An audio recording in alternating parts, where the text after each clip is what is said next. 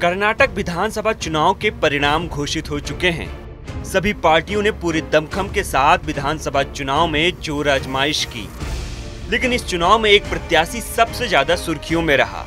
वो हैं शाजिया तरन्नुम।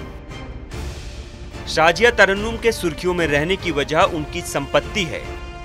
शाजिया ने जब नामांकन पत्र दाखिल किया था तब उन्होंने अपने संपत्ति का जब ब्यौरा दिया तो सबकी आंखें खुली रह गईं।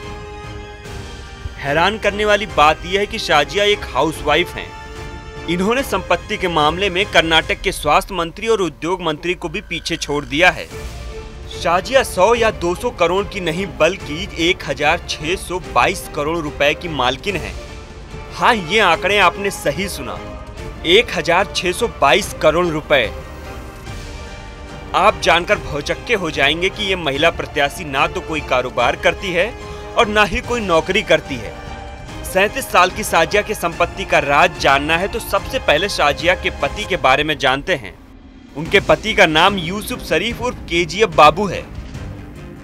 केजीएफ से तो कुछ याद आया होगा रॉकी भाई, साल 2020 और 2022 की सबसे धमाकेदार फिल्मों में से एक रही है। बिल्कुल उसी तरह यूसुफ की भी कहानी है।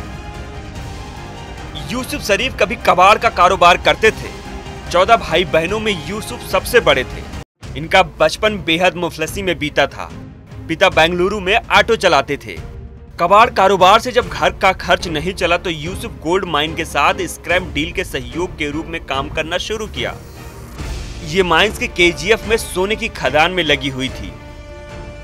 उनका व्यवसाय आगे बढ़ा और उन्होंने जल्द ही न केवल कोलार में बल्कि बेंगलुरु शहर में भी अपनी जमीन का सौदा करना शुरू कर दिया और इस तरह रियल एस्टेट के सबसे बड़े कारोबार बनकर उभरे। चलिए अब वापस आते हैं अपने पॉइंट पर। जानते हैं शाजिया तरन्नुम के बारे में।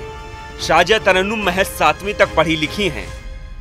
शाजिया चिकपेट विधानसभा से निर्दलीय प्रत्याशी हैं।